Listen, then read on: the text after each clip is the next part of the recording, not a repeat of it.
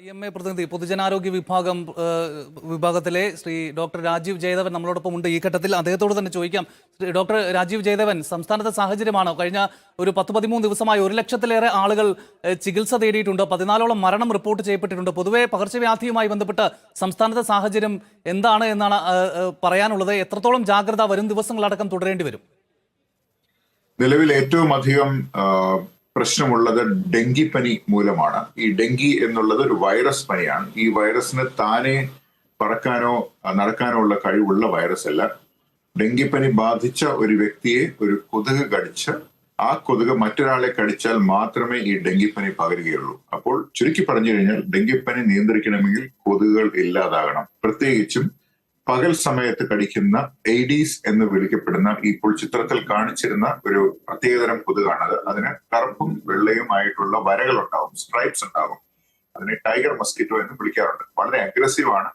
ഇവർ മനുഷ്യരെ പിന്തുടർന്ന് പേപ്പട്ടി കടിക്കുന്നത് പോലെ കടിക്കുകയും അത് വീടിനകത്തേക്ക് കയറുകയും വീടിനകത്ത് ഓഫീസുകളിലും മറ്റും ദിവസങ്ങളോളം ജീവനോടെ ഇരിക്കുകയും വീട്ടിലുള്ള അല്ലെങ്കിൽ ഓഫീസിലുള്ള എല്ലാവരെയും കടിക്കുകയും അങ്ങനെ പല സ്ഥലങ്ങളിലും നിരവധി പേർക്ക് ഡെങ്കിപ്പനി ബാധിക്കുന്നതായിട്ട് കണ്ടെത്തിയിട്ടുണ്ട്. അല്ലാതെ നമ്മൾ സാധാരണ ചിന്തിക്കുന്ന പോലെ പുറത്തിറങ്ങുമ്പോൾ മാത്രമല്ല നമ്മളെ കൊതുക് കടിക്കുന്നത്. അതുകൊണ്ട് വീട്ടിനകത്തേക്കോ ഓഫീസിനകത്തേക്കോ മറ്റോ ഇത് കയറാതെയും അഥവാ കയറിക്കഴിഞ്ഞാൽ അവയ്ക്ക് ബ്രീഡ് ചെയ്യാനുള്ള ഇവയ്ക്ക് ഫ്രഷ് വാട്ടർ ആണ് വേണ്ടത്. അതായത് ഉപ്പില്ലാത്ത വെള്ളം എവിടെയുണ്ടോ, വെള്ളക്കെട്ട് എവിടെയുണ്ടോ അവ അവിടെ മുട്ടയിടും. മുട്ടയിടുക മാത്രമല്ല, ഈ മുട്ട ഉണങ്ങിപ്പോയാലും നശിച്ചു പോവുകയില്ല. വെള്ളമില്ലെങ്കിൽ പോലും, വെള്ളം വറ്റിപ്പോയാൽ പോലും ഈ മുട്ട ജീവനോടെ ഇരിക്കുകയും പിന്നീട് എപ്പോഴാണോ മഴ അല്ലെങ്കിൽ വെള്ളം ഉണ്ടാകുന്നത് ആ സമയത്ത് വീണ്ടും ഉണ്ടായി വരികയും ചെയ്യും. ഇതിനെ നശിപ്പിക്കാൻ വളരെ ബുദ്ധിമുട്ടാണ്. കൺസേർട്ടഡ് ആയിട്ടുള്ള എഫർട്ട് ഇല്ലാതെ ഇതിനെ നശിപ്പിക്കാൻ സാധിക്കുകയില്ല. ഇനി പ്രത്യേകിച്ച് പറയാനുള്ള ഒരു വിശേഷം പെറുവിൽ നടക്കുന്ന ഒരു എമർജൻസിയാണ്. 2017 നമുക്ക് ഓർമ്മയുണ്ട്, ഡെങ്കി ലോകത്താകമാനം ഡെങ്കിപ്പനി പടർന്നു പിടിച്ചിരുന്നു, ഇന്ത്യയിലടക്കം. അന്നും പെറുവിലായിരുന്നു ഏറ്റവും അധികം ഡെങ്കിപ്പനി ഉണ്ടായിരുന്നത്. ഇപ്പോൾ പെറുവിൽ നിലവിൽ ഒരു എമർജൻസി പ്രഖ്യാപിച്ചിരിക്കുകയാണ്. ഡെങ്കിപ്പനിയുടെ എമർജൻസിയാണ് അവിടെ ഉണ്ടായിരിക്കുന്നത്. നിരവധി മരണങ്ങളും മറ്റും ഉണ്ടാകുന്നുണ്ട്. ഇപ്പോൾ മഴക്കാലമാണ്. കേരളത്തിൽ കഴിവതും ഈ കൊതുകിന്റെ ഒരു നിവാരണ പദ്ധതികൾ മുമ്പോട്ട് കൊണ്ടുപോകുന്നത് എല്ലാം കൊണ്ടും ഈ ഘട്ടത്തിൽ നല്ലതായിരിക്കും. മറ്റൊന്ന് എലിപ്പനിയാണ്. ഈ തൊഴിലുറപ്പ് തൊഴിലാളികളടക്കം നിരന്തരം ഈ എലിപ്പനി ഭീഷണി അടക്കം നേരിടുന്നവരാണല്ലോ. അക്കാര്യത്തിൽ എത്രത്തോളം ജാഗ്രത വേണ്ട സാഹചര്യമാണ് ഉള്ളത്? എലിപ്പനിയുടെ കാര്യം നമ്മുടെ പ്രേക്ഷകർക്ക് വേണ്ടി പറയുകയാണ്. എലിപ്പനി പടരുന്നത് നമ്മുടെ ചർമ്മത്തിൽ നിന്നാണ്. നമ്മുടെ കാലിലുള്ള ചെറിയ പോറൽ വിള്ളലുകൾ, അതിനകത്തുകൂടി ഈ മൃഗങ്ങളുടെ, എലിയുടെ മാത്രമല്ല നായ, പശു അതുപോലെയുള്ള മൃഗങ്ങളുടെ മൂത്രം, അതിൽ അടങ്ങിയിരിക്കുന്ന ബാക്ടീരിയകൾ നമ്മുടെ ചർമ്മത്തിലൂടെ അകത്ത് കയറുന്നത് കൊണ്ടാണ് എലിപ്പനി ഉണ്ടാകുന്നത്. അല്ല എലി കടിച്ചതുകൊണ്ടോ അല്ലെങ്കിൽ എലി തൊട്ടടുത്ത് ഉള്ളത് കൊണ്ടോ അല്ല. അതുകൊണ്ട് ഇങ്ങനെയുള്ള മാലിന്യ കൂമ്പാരങ്ങളും അതുപോലെയുള്ള ശുചീകരണവുമായി ബന്ധപ്പെട്ട് കിടക്കുന്ന പ്രശ്നങ്ങളാണ്, സാനിറ്റേഷനുമായി ബന്ധപ്പെട്ട് കിടക്കുന്ന പ്രശ്നങ്ങളാണ് എലിയുടെ ഒരു പ്രശ്നം കൂട്ടുന്നത്. അതുകൊണ്ട് ഇങ്ങനെയുള്ള സാഹചര്യങ്ങൾ വർക്ക് ചെയ്യുന്നവർ, അങ്ങനെയുള്ളവർ പ്രത്യേകം സൂക്ഷിക്കണം. അവർക്ക് പനി വരികയാണെങ്കിൽ അത് എലിപ്പനിയാണോ എന്ന് സ്ഥിരീകരിക്കുന്ന രീതിയിലുള്ള പരിശോധനകളും അവർക്ക് ചെയ്യേണ്ടതാണ്.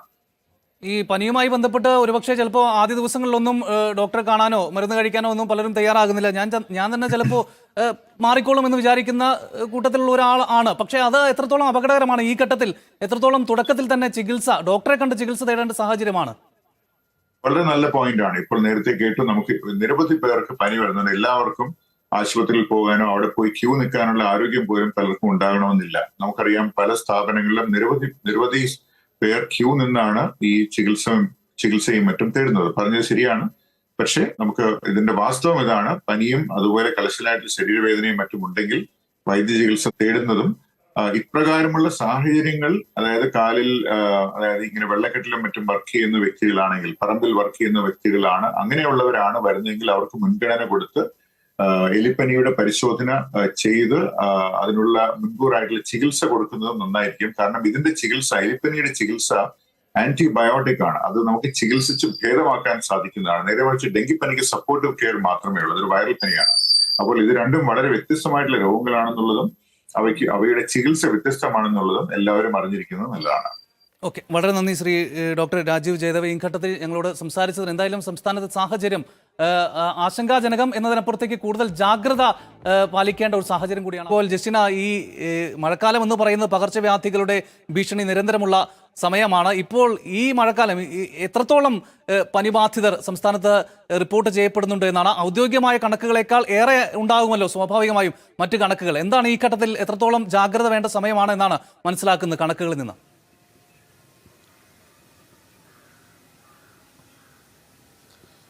അനൂപ്, ഈ മഴക്കാലത്ത് വലിയ രീതിയിൽ പനി പടരുന്നുണ്ട്. ഇന്നലെ മാത്രം സംസ്ഥാനത്ത് ചികിത്സ തേടിയത് 10,060 പേരാണ് പനിക്ക് ചികിത്സ തേടി. സാധാരണ പനിക്ക് തന്നെ ചികിത്സ തേടേണ്ട സാഹചര്യം വന്നത്. അത് സർക്കാർ ആശുപത്രികളിലെ മാത്രം കണക്കാണ് നമുക്ക് ലഭ്യമായിട്ടുള്ളത്, ആരോഗ്യവകുപ്പിന്റെ ഔദ്യോഗികമായി നൽകുന്ന സർക്കാർ ആശുപത്രികളിൽ. അതേസമയം തന്നെ സ്വകാര്യ ആശുപത്രികളിലെ കണക്കുകൾ എടുക്കുകയാണെങ്കിൽ ഇതിലും കൂടുതൽ ഉണ്ടാക്കും, അല്ലെങ്കിൽ ഒരുപക്ഷെ ഇതിന്റെ ഇരട്ടി ആളുകൾ സ്വകാര്യ ആശുപത്രികളിൽ ചികിത്സ തേടാനുള്ള സാധ്യതകളും കേരളത്തിലുണ്ട്. അതുകൂടി നോക്കുമ്പോൾ വലിയ രീതിയിലുള്ള പനിബാധ സംസ്ഥാനത്തുണ്ട് എന്നുള്ളതാണ് മനസ്സിലാകുന്നത്.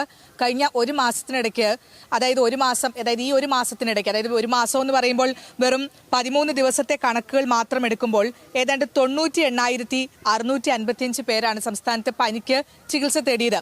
ഇത് കൂടാതെ ഡെങ്കിപ്പനിയും എലിപ്പനിയുമാണ് ജീവൻ എടുക്കുന്നതും ഗുരുതരാവസ്ഥയിലേക്ക് ആളുകളെ കൊണ്ടുപോകുന്നതും. ഡെങ്കിപ്പനി ബാധിതർ മാത്രം ഇന്നലെ 63 പേർക്കാണ് ഇന്നലെ ഒരൊറ്റ ദിവസം കൊണ്ട് ഡെങ്കിപ്പനി സംസ്ഥാനത്ത് സ്ഥിരീകരിച്ചത്. ഡെങ്കിപ്പനി സംശയിച്ച് 148 പേരും ചികിത്സ തേടി. കഴിഞ്ഞ 13 ദിവസത്തിനിടയ്ക്ക് 586 പേർക്ക് സംസ്ഥാനത്ത് ഡെങ്കിപ്പനി സ്ഥിരീകരിച്ചിട്ടുണ്ട്. 1,783 പേർ ഡെങ്കിപ്പനി രോഗ ലക്ഷണങ്ങളോട് കൂടി ചികിത്സയിലുമുണ്ട്. ഇതുപോലെ തന്നെ മറ്റൊരു ഏറ്റവും ഗൗരവമർഹിക്കുന്ന കാര്യം മരണത്തിലേക്ക് ആളുകൾ പോകുന്നു എന്നുള്ളതാണ്.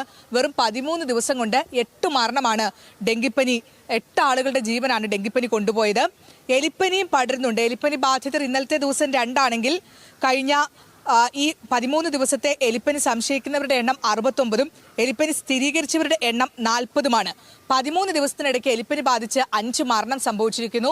ഈ വർഷം 25 ജീവനുകൾ എലിപ്പനി മൂലം പൊലിഞ്ഞിട്ടുണ്ട്. അപ്പോൾ സ്വാഭാവികമായിട്ടും ഈ സംസ്ഥാനത്തെ പകർച്ചവ്യാധികൾ എത്രത്തോളം ജാഗ്രത വേണം എന്നുള്ളതിന്റെ കണക്കുകളാണ്, തെളിവുകളാണ് ഈ ആരോഗ്യവകുപ്പിന്റെ സർക്കാർ ആശുപത്രികളിലെ കണക്കുകൾ മാത്രം പുറത്തു വരുമ്പോൾ തന്നെ നമുക്ക് മനസ്സിലാക്കാൻ സാധിക്കുന്നത്. ഇതിൽ മരണമൊഴിച്ച് മറ്റു കണക്കുകളൊക്കെ സർക്കാർ ആശുപത്രികളിൽ മാത്രമാണ്. സ്വകാര്യ ആശുപത്രികളിലൂടെ വന്നു കഴിയുമ്പോൾ ഇത് ഈ 1 ലക്ഷം എന്നുള്ളത്, ചികിത്സ തേടിയ 1 ലക്ഷം എന്നുള്ളത് 2 ലക്ഷത്തിലേക്കോ അല്ലെങ്കിൽ അതിനു മുകളിലേക്കോ പോകാനുള്ള സാധ്യത ഇപ്പോഴത്തെ സാഹചര്യത്തിലുണ്ട്. എല്ലാവർക്കും തന്നെ വൈറൽ പനിയും മറ്റു പനികളും അതുപോലെ തന്നെ ഗുരുതരാവസ്ഥയിലേക്ക് പോകുന്ന എലിപ്പനി, ഡെങ്കിപ്പനി തുടങ്ങിയ കേസുകളും റിപ്പോർട്ട് ചെയ്യപ്പെടുന്നുണ്ട്. അതുകൊണ്ട് തന്നെ അതീവ ജാഗ്രതാ നിർദ്ദേശമാണ് ജില്ലകളിൽ ആരോഗ്യവകുപ്പ് നൽകിയിരിക്കുന്നത്. പ്രത്യേക പ്രോട്ടോകോൾ ആശുപത്രികൾക്ക് നൽകിയിട്ടുണ്ട്. ഒരു കാരണവശാലും മെഡിക്കൽ സ്റ്റോറിൽ നിന്ന് ഗുളിക വാങ്ങിയുള്ള സ്വയം ചികിത്സ പാടില്ല എന്ന് നിർദ്ദേശിച്ചിട്ടുണ്ട്. പനിയുണ്ടെങ്കിൽ അതിനെ സീരിയസ് ആയിട്ട് തന്നെ കാണുകയും കൃത്യമായ രീതിയിലുള്ള ചികിത്സ സ്വീകരിക്കുകയും ചെയ്യണം എന്നുള്ളതാണ് ആരോഗ്യവകുപ്പ് പൊതുജനങ്ങളോട് നിർദ്ദേശിക്കുന്നത്. അതുപോലെ തന്നെ കൊതുകുകളാണ് ഡെങ്കിപ്പനി പരത്തുന്നത്. അതുകൊണ്ട് തന്നെ ഈ വീടുകളിലും മറ്റും ചെടികളും മറ്റും വെച്ചിട്ടുണ്ടെങ്കിൽ, അതുപോലെ ഫ്രിഡ്ജിന്റെ ട്രേയും, അങ്ങനെ പലയിടങ്ങളിലും ശുദ്ധജലമുള്ള ഇടങ്ങളിലൊക്കെ ഈ ഡെങ്കിപ്പനി കൊതുകുകൾ വളരാനുള്ള സാധ്യതകളുണ്ട്. അതുകൊണ്ട് അതൊക്കെ കൃത്യമായി ഉറവിട നശീകരണം നടത്തണം. കൊതുകിന്റെ ലാർവകൾ ഉണ്ടെങ്കിൽ അത് നശിപ്പിക്കപ്പെടണം എന്നുള്ള നിർദ്ദേശം നൽകുന്നുണ്ട്. വീടും പരിസരവും എല്ലാം വൃത്തിയായി സൂക്ഷിക്കണമെന്നുള്ള നിർദ്ദേശവും ഇതുമായി ബന്ധപ്പെട്ട അധികൃതർ നൽകുന്നുണ്ട്. കാരണം കൊതുക് പരത്തുന്ന കൊതുകുജന്യ രോഗങ്ങൾ പലതും പടർന്നു പിടിക്കുന്നുണ്ട്. സിഗയാണെങ്കിലും ഉൾപ്പെടെയുള്ള മറ്റ് പല രോഗങ്ങളും അപൂർവമായിട്ടാണെങ്കിലും റിപ്പോർട്ട് ചെയ്യപ്പെടുന്നുണ്ട്. അത് വരും ദിവസങ്ങളിൽ മഴ കനക്കുന്നതോടുകൂടി ഈ രോഗബാധയെല്ലാം കൂടാനുള്ള സാധ്യതകളാണ് കാണുന്നത്. അതുപോലെ തന്നെ മലിനജലത്തിൽ ഇറങ്ങുമ്പോൾ എലിപ്പനിക്കുള്ള സാധ്യതകൾ കണക്കിലെടുത്തുകൊണ്ട് എലിപ്പനി പ്രതിരോധ മാർഗങ്ങൾ സ്വീകരിക്കണം എന്നുള്ള നിർദ്ദേശം കൂടി ആരോഗ്യവകുപ്പ് മുന്നോട്ട് വയ്ക്കുന്നുണ്ട്. ഓക്കെ, ശരി ജസ്റ്റിൻ. എന്തായാലും സംസ്ഥാനത്തെ സാഹചര്യമാണ് ജസ്റ്റിനെ പറഞ്ഞത്, ആശങ്കപ്പെടുത്തുന്ന സാഹചര്യമാണ്. ഒപ്പം തന്നെ അതീവ ജാഗ്രത തുടരേണ്ട സാഹചര്യം കൂടി നിലവിലുണ്ട്. കൊച്ചിയിലേക്ക് പോയാൽ ആശാ ജാവേദാണ് ചേരുന്നത്. ആശ, പ്രത്യേകിച്ച് ഒരു പകർച്ചവ്യാധി ഭീഷണിയും ഒന്നുമില്ല കൊച്ചിയിൽ എന്നാണ് കളക്ടർ പറഞ്ഞിരുന്നത്. പക്ഷേ കണക്കുകൾ അങ്ങനെയല്ല. ഓരോ ദിവസവും നൂറുകണക്കിന് രോഗികൾ ഓരോ ആശുപത്രികളിലും ചികിത്സ തേടി എത്തുന്നുണ്ട്. ഒപ്പം തന്നെ സംസ്ഥാനത്ത് ഈ മാസമുണ്ടായ മരണങ്ങളിൽ കൂടുതലും എറണാകുളത്ത് തന്നെയാണ് റിപ്പോർട്ട് ചെയ്യപ്പെട്ടിരിക്കുന്നത് എന്ന സാഹചര്യം കൂടിയുണ്ട്. എന്താണ് യഥാർത്ഥത്തിൽ ജില്ലയിലെ സാഹചര്യം പകർച്ചവ്യാധികളുമായി ബന്ധപ്പെട്ട്? തീർച്ചയായും ഈ മാസം സംസ്ഥാനത്ത് തന്നെ പനി ബാധിച്ച് 14 പേർ, പനിയും മറ്റു രോഗങ്ങളും ബാധിച്ച് 14 പേർ മരിച്ചതിൽ അതിൽ 9 മരണവും റിപ്പോർട്ട് ചെയ്തിരിക്കുന്നത് എറണാകുളം ജില്ലയിൽ നിന്ന് തന്നെയാണ്. അത് മാത്രമല്ല 7 പേരാണ് ഈ മാസം, അതായത് ജൂൺ 13 വരെ ഡെങ്കിപ്പനി ബാധിച്ച് മരിച്ചിരിക്കുന്നത് എറണാകുളം ജില്ലയിൽ. ഒപ്പം ഒരു എലിപ്പനി മരണവും അതോടൊപ്പം തന്നെ വെസ്റ്റ്നൈൽ മരണവും റിപ്പോർട്ട് ചെയ്തിട്ടുണ്ട്. പക്ഷേ അത് കൃത്യമായും ആരോഗ്യവകുപ്പ് സ്ഥിരീകരിച്ചിട്ടില്ല. ഇന്നലെ കുമ്പളങ്ങി സ്വദേശിയായ 65 ഉദാഹരണത്തിന് 65-കാരൻ മരിച്ചത് വെസ്റ്റ് നൈൽ ബാധിച്ചാണ് എന്ന് പറയുന്നു. ഇദ്ദേഹത്തിന്റെ സാമ്പിൾ പരിശോധനയിലും ആലപ്പുഴയിൽ നടത്തിയ സാമ്പിൾ പരിശോധനയിലും ഇദ്ദേഹത്തിന്റെ വെസ്റ്റ് നൈൽ ബാധിച്ചിട്ടുണ്ടായിരുന്നു.